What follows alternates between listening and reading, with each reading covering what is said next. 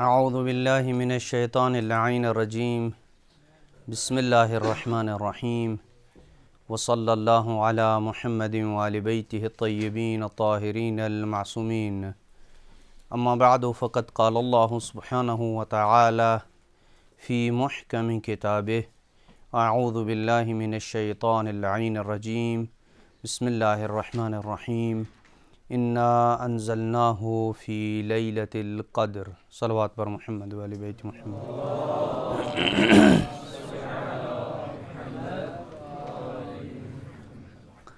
گزشتہ درس میں اشاعرہ اور معتزلہ کے نظریات کو بیان کیا تھا کہ انسان کے افعال کا خالق کون ہے۔ اشاعرہ نے اس نظریے کو اختیار کیا کہ انسان کے افعال کا خالق اللہ سبحانہ و تعالیٰ کی ذات ہے، اور معتزلہ نے اس نظریے کو اختیار کیا کہ انسان کے جو افعال ہیں ان کا خالق خود انسان ہے۔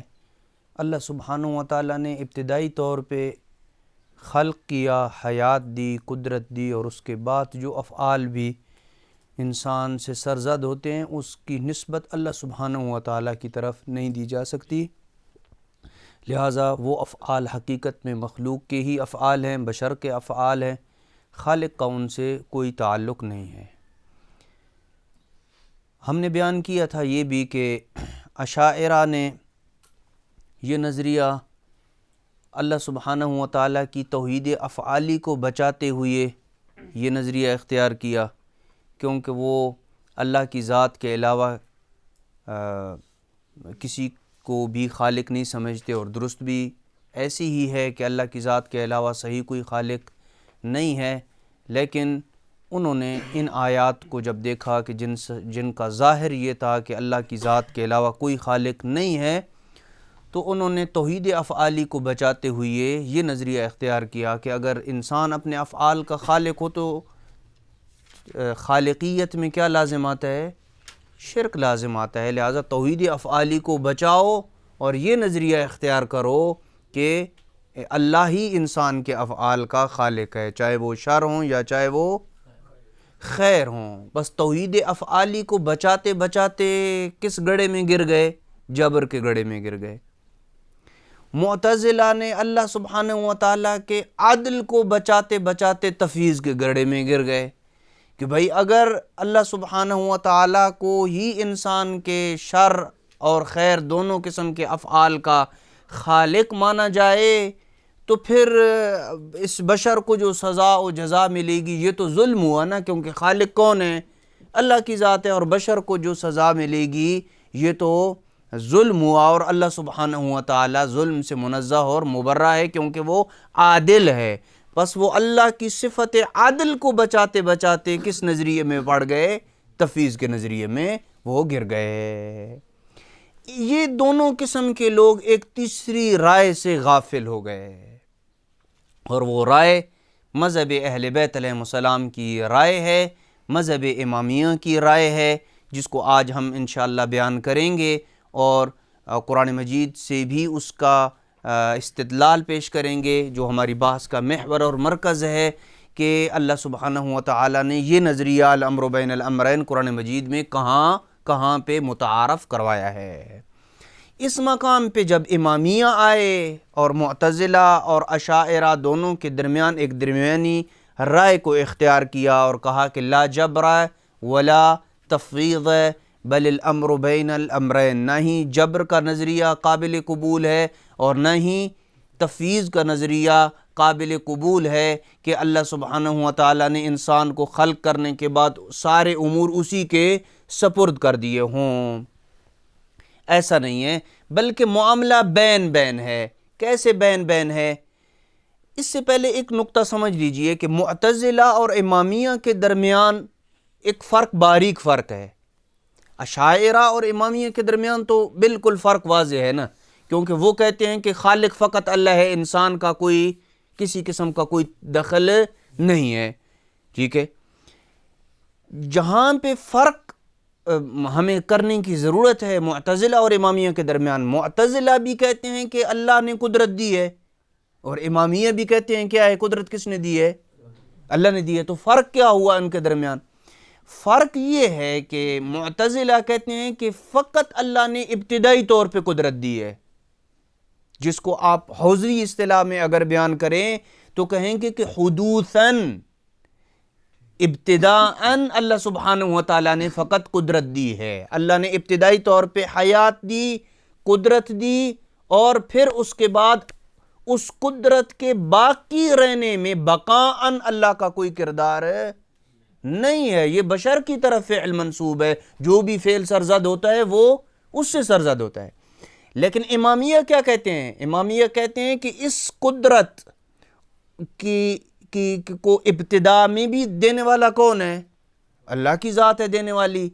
اور ہر لمحے جب بشر فعل اس سے سرزد ہو رہا ہوتا ہے تو تب بھی اس کے پیچھے جو قدرت کار فرما ہوتی ہے وہ قدرت کس سے کنیکشن ہے؟ اس کا اللہ کی ذات کے ساتھ اس کا کنیکشن ہے. اگر ایک لمحے کے لیے بھی وہ قدرت جو ہے وہ اللہ کی ذات سلب کر لے تو چاہے معصوم ہی کیوں نہ ہو وہ فعل وہ انجام نہیں دے سکتا ہے. یہ فرق ہے معتزلہ اور امامیہ کے درمیان، کہ معتزلہ کہتے ہیں کہ ابتدا میں فقط اللہ نے حیات دی ہے، قدرت دی ہے، اس کے بعد جب افعال بشر سے سرزد ہوتے ہیں تو اس میں اللہ سبحانہ وتعالیٰ کی طرف اس کے افعال کی نسبت نہیں دے سکتے ہیں. شر اور خیر دونوں کا خالق خود بشر ہے، اللہ کا اس میں کوئی تعلق نہیں، اللہ کی طرف اس فعل کی نسبت درست نہیں ہے.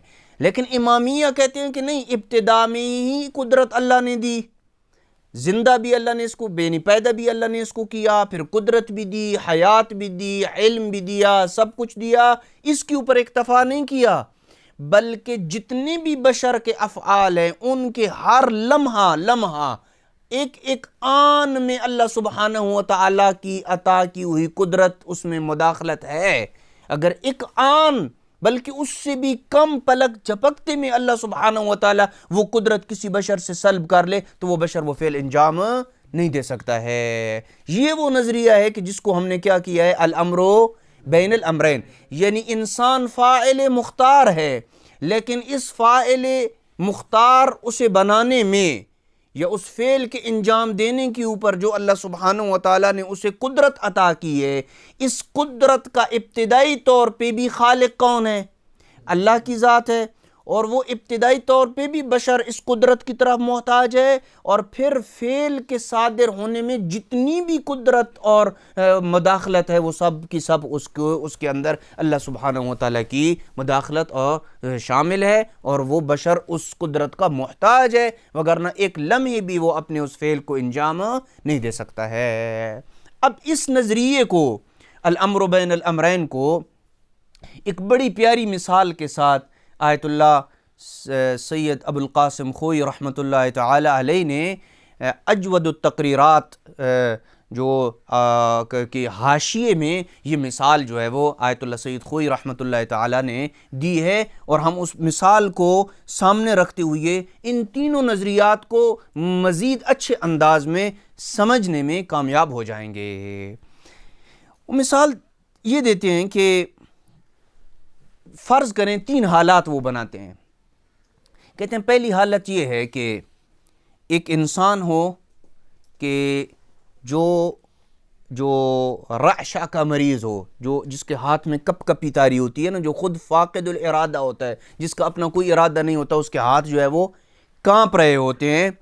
اگر اس شخص کو اس کے کانپتے ہوئے ہاتھوں کو باندھ دیا جائے اور اس کے ہاتھ میں ایک تلوار پکڑا دی جائے، تیز دھار تلوار جو ہے وہ پکڑا دی جائے، اور وہ یہ جانتا ہو کہ اس کے ہاتھ میں جو بندھی ہوئی تلوار ہے، اگر یہ تلوار گر گئی کسی بندے کے اوپر تو وہ بندہ کیا ہو جائے گا؟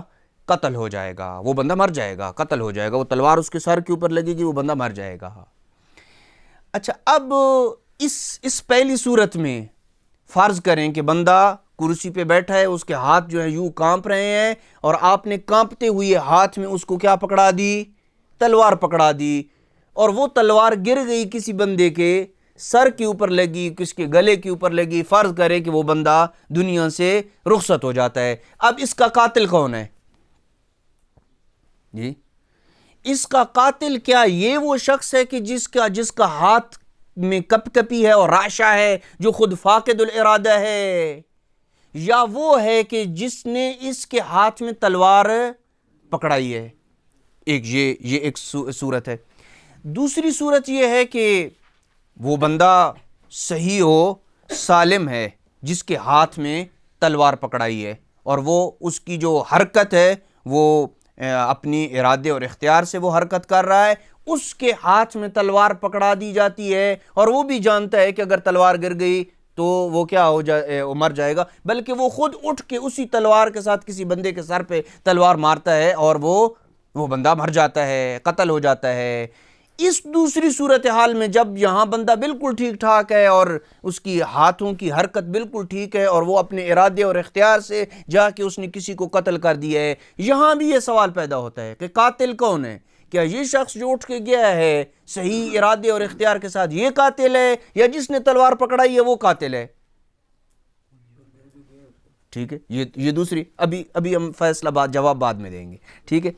تیسری چیز یہ ہے کہ ایک بندہ مفلوج الارادہ ہے، ایک بندہ فالج کا شکار ہے، ایک بندہ فالج کا شکار ہے، یعنی کپ کپی کا میں نہیں کہہ رہا ہوں، فالج کا وہ بندہ شکار ہے، اور ایک دوسرا شخص اس کے ہاتھ کو ایک بجلی کی تار کے ساتھ باندھ دیتا ہے، اور بجلی کی تار جو ہے وہ ایک دوسرے شخص کے ہاتھ میں ہے، وہ پیچھے سے بٹن دباتا ہے، اس کے ہاتھ میں کرنٹ پیدا ہوتا ہے، اور اس کے اندر جب جان آتی ہے تو وہ تلوار اٹھا کے کسی کے سر کے اوپر مارتا ہے اور وہ بندہ مر جاتا ہے۔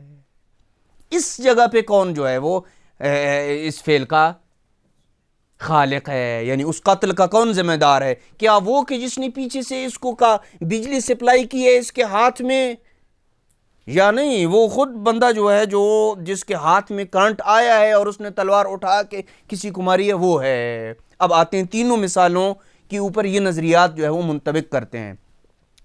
اشاعرہ کا جو نظریہ ہے وہ پہلی مثال کے اوپر منطبق ہوتا ہے، جو کہتے ہیں کہ انسان جو ہے وہ کیا ہے؟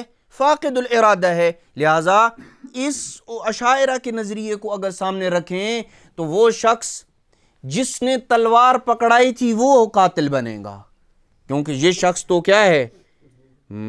اس کا فاقد الارادہ ہے، اس کے ہاتھ کانپ رہے تھے، کانپتے ہاتھ بندھے ہوئے بھی تھے، اور آپ نے آ کے تلوار پکڑا دی اور وہ تلوار کسی کے سر کے اوپر گری، بندہ مر گیا، قتل کی ذمہ داری اس شخص کے ہاتھ میں ہوگی کہ سر پہ اوپر ہوگی کہ جس نے وہ تلوار آ کے پکڑائی ہے، ٹھیک ہے۔ یہ پہلی مثال یہاں پہ فٹ آتی ہے، اشاعرہ کا نظریہ پہلی مثال پہ فٹ آتا ہے۔ دوسری مثال معتزلہ کے نظریے کے اوپر فٹ آتی ہے، کیوں؟ وہ کہتے ہیں کہ معتزلہ کیا کہتے ہیں کہ انسان اپنے افعال کا خود خالق ہے، وہ صاحب ارادہ ہے، فاعل مختار ہے، اللہ سبحانہ وتعالیٰ اس کے ساتھ کوئی تعلق نہیں ہے، لہٰذا ان کے نظریے کے مطابق جس نے تلوار پکڑائی تھی صحیح و سالم شخص کو، اگر وہ اٹھ کے جا کے کسی کو قتل کر دیتا ہے یا کسی کو فائر مار دیتا ہے، کسی نے اس کو جو ہے وہ گن دی، تو دینے والا جو ہے وہ کیا ہے؟ وہ قاتل نہیں ہے، کیوں؟ کیونکہ اس نے تو گن دی ہے نا، اب اس نے اپنی مرضی اور اختیار سے جا کے کسی بندے کو قتل کیا ہے، اس کی مرضی تھی تو لاکر میں رکھ دیتا وہی گن یا وہی جو ہے وہ پسٹل یا جو بھی اسلحہ تھا، اور اس کی مرضی ہوئی تو وہ اٹھ کے جا کے اس نے کسی کو قتل کر دیا، لہذا قتل کی ذمہ داری دینے والے کے اوپر یا اسلحہ سپلائی کرنے والے کے اوپر نہیں ہوگی، بلکہ کس کے اوپر ہوگی؟ جس نے اپنے ارادے اختیار کے ساتھ جا کے اٹھ کے قتل کیا، یہ اس کے اوپر نظر فٹ آئے گی۔ جو تیسری مثال ہے یا تیسری صورت جو بنتی ہے، اس میں دونوں فاعل ہیں، اس وجہ سے کہ وہ شخص کے جو فالج کا شکار تھا، جس کے ہاتھ میں حرکت نہیں تھی، جب ایک دوسرے بندے نے اس میں کرنٹ پیدا کیا اور یہ اٹھا اور اس میں حرکت آئی، تو اس نے اپنے ارادے اور اختیار سے جا کے کسی کے سر کے اوپر تلوار ماری۔ جب وہ تلوار مار رہا تھا، اگر وہ پیچھے سے بٹن بند کر دیتا تو کیا یہ قتل کر سکتا تھا؟ نہیں کر سکتا تھا، چونکہ یہ ہاتھ جو ہے وہ واپس اپنی اسی فالج والی حالت میں واپس پلٹ آتا، لہذا قتل نہ کر سکتا۔ یہاں پہ فعل ایک ہی ہے، کون سا؟ قتل والا فعل ہے۔ یہ قتل والا فعل دو فاعلوں کی طرف منسوب ہے، ایک وہ کہ جو فاعل مباشر ہے یعنی جو براہ راست قتل کر رہا ہے، اور ایک وہ ہے کہ جو سبب بنا ہے اس کے قتل کا۔ کون سبب بنا ہے؟ جس نے کرن۔ اب آپ کہیں گے کہ آغا صاحب سبب تو دوسری صورت میں بھی تو سبب بنا ہے یا نہیں بنا ہے جس نے اسلحہ سپلائی کی ہے؟ اسلحہ سپلائی کرنے والا سبب، معتزلہ کیا کہتے ہیں؟ وہ کہتے ہیں کہ ایک دفعہ قدرت دی ہے، پھر بعد میں اس فعل کا اللہ کے ساتھ کوئی تعلق نہیں ہے، یعنی جب وہ قتل کر رہا تھا تو اس وقت اسلحہ دینے والے کا اس کے ساتھ کوئی تعلق نہیں ہے، لیکن تیسری مثال میں جب وہ قتل کر رہا تھا تو اگر وہ جس نے کرنٹ دیا تھا اس کے ہاتھ میں، اگر وہ چاہتا تو بٹن بند کرتا اور فوراً وہیں پہ وہ بندہ کیا ہو جاتا؟ قتل نہ کر سکتا، لہذا قتل والا فعل ہی متحقق نہ ہوتا۔ لیکن دوسری مثال میں قتل والا فعل جو ہے وہ متحقق ہو سکتا ہے ان کے نظریے کے بنیاد پہ، کیونکہ جس نے اسلحہ سپلائی کی ہے اس کی بعد میں کوئی قدرت، کوئی مداخلت نہیں ہے، کیونکہ سارے کا سارا فعل جو ہے وہ اس کی طرف منسوب ہے۔ ان تین صورتوں کے ساتھ یہ تینوں نظریات مزید جو ہے وہ واضح ہو جاتے ہیں کہ اشاعرہ کا کیا نظریہ ہے، معتزلہ کا کیا نظریہ ہے، اور امامیہ جو الامر بین الامرین کے قائل ہیں، جو اس نظریے کے قائل ہیں کہ فعل انسان سے سرزد ہوتا ہے اور اس کی قدرت دینے والا کون ہے؟ اللہ کی ذات ہے اس کی قدرت دینے والی، اور یہ عین ممکن ہے کہ ایک فعل کو دو فاعلوں کی طرف نسبت دی جائے اور یہ نسبت حقیقی نسبت ہو دونوں کی طرف، ایسے نہیں کہ ایک کی طرف نسبت مجازی اور دوسری کی طرف نسبت کیا ہو؟ حقیقی ہو۔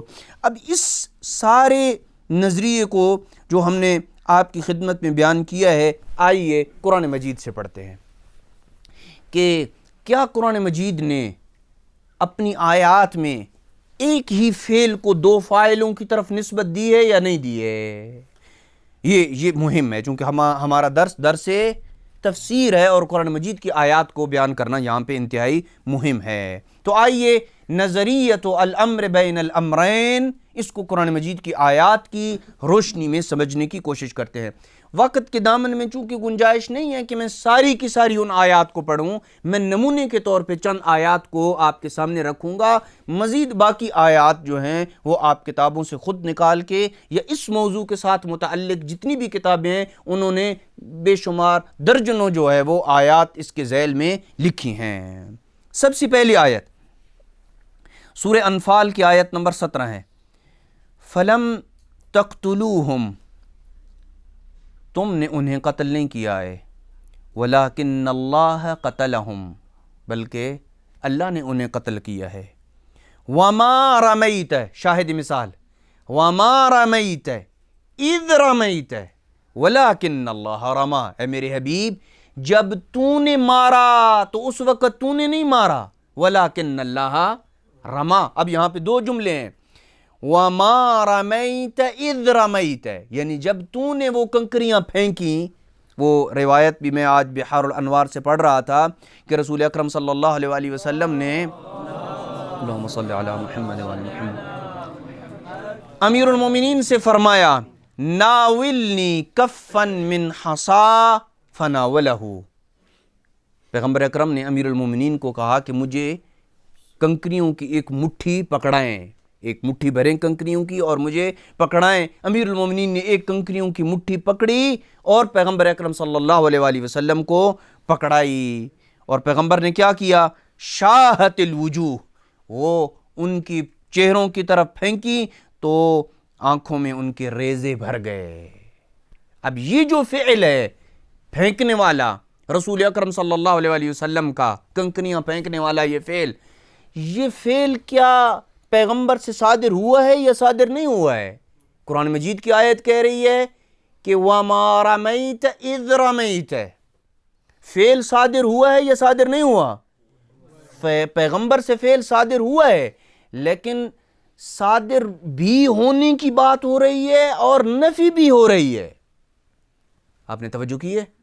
وما رمیت اذ رما، یعنی جب آپ نے پھینکا ہے تو اس پھینکنے میں گویا کہ آپ کی قدرت جو ہم نے عطا کی ہے اگر وہ نہ ہوتی تو وما رمیت، گویا کہ تو نے پھینکنے والا کام ہی نہیں کیا، ولیکن اللہ رما، مگر یہ کہ اللہ نے پھینکا ہے۔ اللہ نے پھینکا ہے کیا؟ ڈائریکٹ اللہ نے پھینکا ہے آسمان سے؟ نہیں، براہ راست تو کنکریاں پھینکنے والے کون تھے؟ رسول اکرم صلی اللہ علیہ وسلم تھے، لیکن ان کنکریاں پھینکنے کی جو قدرت عطا کی رسول اکرم صلی اللہ علیہ وسلم کو، وہ کس نے دی ہے؟ اس کا مطلب ہے کہ فاعل بالتسبیب جو سبب بنتا ہے اس کی طرف بھی فعل کی نسبت ہو سکتی ہے، کیونکہ قرآن مجید نے کہا ہے وَلَكِنَّ اللَّهَ رَمَا، جبکہ ڈائریکٹ تو اللہ سبحانہ وتعالیٰ نے نہیں پھینکی ہے۔ ڈائریکٹ پھینکنے والی کون ذات ہے؟ رسول اکرم صلی اللہ علیہ وسلم کی ذات ہے پھینکنے والی، اور یہ کہا کہ تم اس وقت تک نہیں پھینک سکتے جب تک کیا ہو؟ اللہ کی قدرت نہ ہو۔ یہاں پہ دونوں چیزوں کو ملا کے دیکھنا ہے کہ رسول اکرم صلی اللہ علیہ وآلہ وسلم سے جس رمی اور پھینکنے کی نفی ہو رہی ہے وہ یہ نفی نہیں ہے کہ پیغمبر اکرم صلی اللہ علیہ وآلہ وسلم نے پھینکا ہی نہیں ہے، نہیں، پھینکا تو ہے، لیکن اس چیز کی نفی ہو رہی ہے کہ اگر آپ کے پھینکنے والے کام میں جو آپ کے پاس قدرت ہے، یہ قدرت اللہ نے اگر نہیں دی ہوتی تو گویا تم پھینک ہی نہ سکتے۔ اس کا مطلب ہے کہ پھینکنے والا جو کام ہے یہ اس کی نسبت دو ذوات کی طرف ہے، پیغمبر اکرم کی طرف بھی ہے اور اللہ سبحانہ وتعالیٰ کی طرف بھی اس کی نسبت ہے، اور یہی معاملہ کیا ہے؟ الامر بین الامرین یہی ہے۔ دوسری مثال، قاتلوہم، اے میرے حبیب تم ان سے کیا کرو؟ یا مومنین کو حکم ہے، قاتلوہم، ان سے قتال کرو، ان سے جنگ کرو، انہیں قتل کرو، یعذبہم اللہ، اللہ انہیں عذاب دے گا، یہ اللہ انہیں عذاب دے گا۔ اس عذاب سے کیا مراد ہے؟ اس تعذیب سے کیا مراد ہے؟ کیا اس تعذیب سے مراد وہ تعذیب ہے جو عالم برزخ میں لوگوں کو عذاب ہوگا؟ یہ جو عالم برزخ میں عذاب ہوگا اس کا مومنین سے کیا تعلق ہے؟ یہ عذاب تو اللہ کی ذات نے دینا ہے، نہ ہی اس عذاب سے مراد اخروی عذاب ہے۔ جب ہم عذاب کا لفظ سنتے ہیں تو ہمارا ذہن کس طرف جاتا ہے؟ اخروی عذاب یا عالم برزخ میں جو عذاب ہے اس طرف جاتا ہے۔ وہ جو اخروی عذاب ہے اس کی بھی یہاں بات نہیں ہو رہی ہے، کیونکہ اخروی عذاب کا مومنین کے ساتھ کیا تعلق ہے؟ وہ تو اللہ سبحانہ وتعالیٰ کے افعال میں سے ہے، لہٰذا یہاں تعذیب سے مراد قتل ہے۔ قاتلوہم، اے مومنین تم ان سے کیا کرو؟ جنگ کرو، یعذبہم اللہ، اللہ ان سے جنگ کرے گا۔ اب ایک فعل قتل اور جنگ کی نسبت دو فعلوں کی طرف، فاعلوں کی طرف ہو رہی ہے، مومنین کی طرف بھی اور خود اللہ سبحانہ وتعالیٰ کی طرف بھی نسبت ہو رہی ہے۔ وہ تراجم آپ اٹھا کے دیکھ لیں جن تراجم میں تعذیب کا مطلب جو ہے وہ عذاب کیا گیا ہے، یہ ترجمہ تسامح پہ مبنی ہے، یہ ترجمہ اس میں دقت کی ضرورت ہے، وگرنہ اگر عذاب کا لفظ اگر آپ استعمال کریں گے تو عذاب سے کیا مراد؟ عام مومنین عذاب کے لفظ سے کیا سمجھتے ہیں کہ اخروی عذاب جب انسان اللہ کی ذات کے سامنے پیش ہوگا تو وہ والا جو عذاب ہوگا، اس عذاب کا مومنین کے ساتھ کوئی تعلق نہیں ہے، اس عذاب کا تو فاعل فقط اللہ کی ذات ہے، وہاں تو یہ بات ہی نہیں آئے گی کہ کیا مومنین وہ عذاب دے سکتے ہیں یا نہیں دے سکتے ہیں۔ لہٰذا یہ قتل والا فعل جو ہے یہ دو فاعلوں کی طرف منسوب ہے، ایک مومنین اور ایک خود اللہ سبحانہ وتعالی کی طرف یہ فعل جو ہے وہ منسوب ہے۔ تیسری آیت، اچھا تیسری قسم کی، وہ ابھی تک تو یہ جو ہم نے دو آیتیں بیان کی ہیں اس میں ایک ہی آیت میں ایک فعل دو ذوات کی طرف منسوب ہے۔ اب ہم کچھ ایک نمونے کے طور پہ فقط ایک آیت ایسی بیان کرتے ہیں کہ جس میں ایک آیت میں فعل بشر کی طرف منسوب ہے اور دوسری آیت میں وہی فعل اللہ سبحانہ وتعالی کی طرف منسوب ہے۔ آیت ایک نہیں ہے، آیت جو ہے وہ متعدد ہے۔ اب یہاں بھی آپ نے اس آیت کو اور اس آیت کو ملا کے پڑھنا ہے، یوں نہیں کہ اس آیت کو الگ پڑھیں گے اس آیت کو الگ پڑھیں گے تو پھر قضاء و قدر کے متعلق آپ شیعہ نظریہ نہیں نکال سکتے۔ اس آیت کو میں آپ کے سامنے رکھتا ہوں دونوں کی آیت۔ ثم قست قلوبہم من بعد ذلك فهي كالحجارة او اشد قسوة، پھر اس کے بعد بھی تمہارے دل سخت رہے. کن کے؟ یہودیوں کے. بات یہودیوں کی ہو رہی ہے کہ پھر اس کے بعد بھی تمہارے دل سخت رہے. فَهِيَ كَالْحِجَارَةِ أَوْ أَشَدُّ قَسْوَةً، وہ پتھر کی مانند ہیں بلکہ اس سے بھی کیا ہیں؟ زیادہ سخت ہیں. دوسری آیت وَلَكِنْ قَسَتْ قُلُوبُهُمْ، لیکن ان کے دل کیا ہو گئے؟ سخت ہو گئے. وَزَيَّنَ لَهُمُ الشَّيْطَانُ مَا كَانُوا يَعْمَلُونَ، اور جو وہ اعمال انجام دیتے تھے ان کے اعمال کو شیطان نے ان کے سامنے مزین کر کے اور آراستہ کر کے پیش کیا. اب یہ جو حالت ہے دلوں کی سختی والی حالت، یہ جو اس حالت کے فاعل کون ہے؟ خود یہودی ہیں نا. خود انہوں نے ایسے اعمال کیے جس کی وجہ سے ان کے دل کیا ہو گئے؟ سخت ہو گئے. اس کے فاعل کون ہے؟ خود یہودی ہے.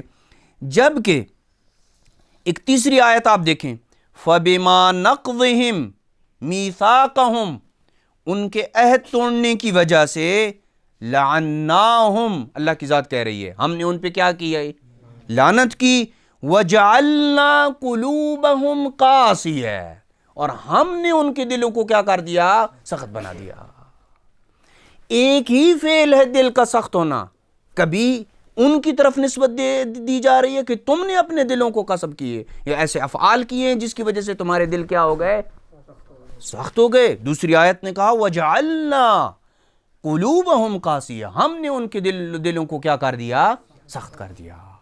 یہ دوسرا مورد ہو گیا. تیسرا مورد، یہاں پہ توجہ کیجئے گا، اس پہ یہیں پہ ہم اپنی گفتگو کو اختتام کریں گے. قرآن مجید میں متعدد ایسی آیات ہیں، یہ دو قسم کی آیات آپ کے سامنے رکھ رہا ہوں. ان دونوں آیات سے اشاعرہ اور معتزلہ کا نظریہ باطل ہوتا ہے.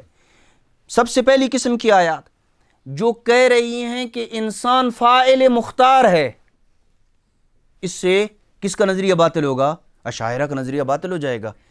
مثال کے طور پہ ارشاد رب العزت ہے من عمل صالحا فلنفسه، جس نے عمل صالح کیا اس نے اپنے لیے کیا ہے. ومن اساء فعلیہا، اور جس نے برا کام کیا، جو برا کام کرتا ہے وہ اپنے خلاف کرتا ہے. وما ربک بظلام للعبید، اور تمہارا رب بندوں کے اوپر ظلم کرنے والا نہیں ہے. کوئی اچھا کرتا ہے تو اپنے لیے کرتا ہے، اگر کوئی برا کرتا ہے تو اس کا بھی اس کی سزا چونکہ اس کو ملے گی نا، اپنے خلاف کر رہا ہے. اپنے خلاف کا مطلب ہے اس کی سزا اسے ملے گی. تو یہ اشارہ کس کی طرف ہے؟ فاعل مختار کی طرف اشارہ ہے. کل امرئ بما کسب رہین، ہر شخص اپنے عمل کا گروی ہے. جی جو کچھ وہ عمل کرتا ہے اس کا خود ذمہ دار ہے. لکل امرئ منہم مکتسب من الاثم، ان میں سے جس نے جتنا گناہ کمایا اس کا اتنا حصہ ہے اس میں. جی اس کا مطلب ہے کہ گناہ کمایا، یہ گناہ کمانے والا فعل کس کی طرف ہے؟ خود فاعل مختار کی طرف ہے، وہ انسان ہے. قل الحق من ربک، اے میرے حبیب کہہ دو کہ حق تمہارے رب کی طرف سے ہے. فمن شاء فلیؤمن، جو چاہے وہ اللہ کے اوپر ایمان لائے. ومن شاء فلیکفر، جو چاہتا ہے وہ کفر کرے. یہاں بھی ایسی ہے کہ اللہ سبحانہ وتعالی نے حق واضح کر دیا، حبیب کے توسط سے بتا دیا کہ یہ حق ہے. اب کوئی چاہے تو اس حق کو قبول کر لے، کوئی چاہے تو اس کا انکار کر لے.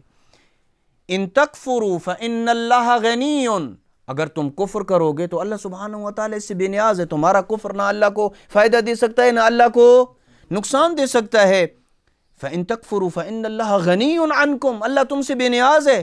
ولا یرضی لعبادہ الکفر، اللہ اپنے بندوں کے لیے کفر پہ راضی نہیں ہوتا ہے. وإن تشکروا یرضی لکم، اگر تم اللہ کا شکر کرو گے تو وہ تم پہ راضی ہوگا. ولا تزر وازر وزر اخرى، اور کوئی بھی قیامت کے دن کسی کا بوجھ نہیں اٹھائے گا. اب یہاں بھی ایسی ہی ہے، کفر اختیار کرو گے، شکر اختیار کرو گے، تمہاری مرضی ہے. فاعل مختار کی طرف اشارہ ہے. ان آیات کا یا اس سے ملتی جلتی آیات کا ایک بہت بڑا مجموعہ اس امر کی طرف اشارہ کر رہا ہے کہ انسان فاعل مختار ہے. جب انسان کا فاعل مختار ہونا قرآن مجید کی آیات کی روشنی میں واضح ہے تو نظریہ اشاعرہ کیا ہو جائے گا؟ باطل ہو جائے گا. ابھی ہم اشاعرہ کے نظریے کے بطلان کی طرف نہیں گئے ہیں، فقط قرآن مجید کی آیات کو بیان کیے۔ اچھا اب آتے ہیں معتزلہ کے نظریے۔ معتزلہ کہتے ہیں کہ اللہ کا ارادہ، اللہ کی مشیت، اللہ کی قدرت یہ بشر کے افعال میں نہیں، اس کو کوئی مداخلت ہے۔ جو فعل سرزد ہوتا ہے وہ کس سے سرزد ہوتا ہے؟ بشر سے سرزد ہوتا ہے، وہی اس کا فاعل ہے، وہی فاعل مختار ہے۔ اب اس نظریے کے بطلان کی طرف قرآن مجید کی آیات کا اگر مزید پھر مطالعہ کریں تو آیات کا ایک بہت بڑا مجموعہ یہ کہتا ہے کہ اس کائنات میں جو کچھ بھی ہوتا ہے وہ اللہ کے اذن اور اس کی مشیت سے ہوتا ہے۔ اللہ کی مشیت اور اس کے اذن کے بغیر کوئی پتا بھی نہیں ہل سکتا۔ چند آیات فقط آپ کی خدمت میں رکھوں گا۔ وَمَا تَشَاءُونَ إِلَّا أَن يَشَاءَ اللَّهُ، تمہاری کوئی مشیت نہیں ہے مگر جب جو اللہ چاہتا ہے وہی ہوتا ہے۔ قُل لَا أَمْلِكُ لِنَفْسِي نَفْعًا وَلَا ضَرًّا إِلَّا مَا شَاءَ اللَّهُ، میں اپنے نفع اور نقصان کا مالک نہیں ہوں۔ اے میرے حبیب کہہ دو کہ لا املک لنفسی نفعا ولا ضرا، میں نہ اپنے نفع کا مالک ہوں نہ اپنے نقصان کا مالک ہوں، الا ما شاء اللہ، مگر جو کچھ اللہ چاہتا ہے۔ اس کا مطلب ہے اللہ کی مشیت اور اس کے اذن کو ہمارے نفع اور نقصان میں مدخلیت ہے۔ میں اپنا نفع کرتا ہوں تو اس کا فاعل میں ہوں، میں اپنا نقصان کرتا ہوں تو اس کا فاعل میں ہوں، لیکن یہ میرا نفع کرنا اپنے لیے یا میرا اپنے آپ کو نقصان دینا اپنے لیے، اس میں جب تک اللہ کی مشیت اور اس کا ارادہ اور اس کا اذن نہیں ہوگا یہ نہیں ہو سکتا۔ وَمَا هُمْ بِضَارِّينَ بِهِ مِنْ أَحَدٍ إِلَّا بِإِذْنِ اللَّهِ، اذن خدا کے بغیر اس کے ذریعے کسی کو ضرر نہیں پہنچا سکتے تھے۔ یہاں بھی ہے کم من فئة قلیلة غلبت فئة کثیرة بإذن اللہ، کتنے ہی ایسے کم گروہ ہیں کہ جو کثیر گروہوں کے اوپر غالب آ جاتے ہیں، لیکن اللہ کے اذن کے ساتھ۔ یہ غلبہ بھی اللہ کی مشیت اور اذن کے بغیر نہیں ہوتا ہے۔ اس کا مطلب یہ ہے کہ انسان کے افعال اگرچہ اس کے اپنے ارادے اور اختیار سے سرزد ہوتے ہیں، لیکن اس کا مطلب یہ نہیں ہے کہ اللہ کی مشیت، اس کی قدرت، اس کا اذن اس میں شامل نہیں ہے۔ اس کا اذن، اس کی قدرت، اس کی مشیت اس میں شامل ہے، اور ایک لمحے کے لیے بھی اگر اس کی مشیت، اس کی قدرت اور اذن منقطع ہو جائے بشر سے تو وہ فعل متحقق ہی نہیں ہو سکتا ہے، وہ فعل وقوع پذیر نہیں ہو سکتا ہے۔ اب اس قسم کی بھی دونوں آیات کو، جو ایک طرف کی آیات ہیں اور دوسری طرف دونوں آیات کو ملائیں تو بھی نتیجہ کیا سامنے آتا ہے؟ الامر بین الامرین کی شکل میں آتا ہے کہ فاعل انسان مختار ہے، یہ آیات ہیں، اور اللہ کی مشیت کو بھی فعل میں مداخلت ہے، یہ آیات ہے۔ ان آیات کو ان آیات کے ساتھ جوڑیں گے تو ایک بار پھر ہمیں الامر بین الامرین کا نظریہ سامنے آتا ہے۔ یہاں تک ہم نے قرآن مجید کی آیات کی روشنی میں جتنا ہمارے پاس وقت تھا، ہم نے یہ ثابت کیا ہے کہ الامر بین الامرین وہ نظریہ جس کو مذہب اہل بیت علیہ السلام نے اختیار کیا ہے، یہ نظریہ عین قرآنی نظریہ ہے، اور قرآن مجید سے یہ پھوٹ رہا ہے۔ روایات کو ایک سائیڈ پہ ابھی کر دیں آپ، قرآن مجید جس کے اوپر تمام مذاہب کا اتفاق ہے، مذہب امامیہ کا یہ نظریہ، اس کی بنیاد قرآن ہے، اور قرآن مجید ہی کے ذریعے ہم اپنے دیگر عقائد بھی قرآن سے ہی لیتے ہیں۔ وصلی اللہ علی محمد وآل بیتہ الطیبین الطاہرین المعصومین۔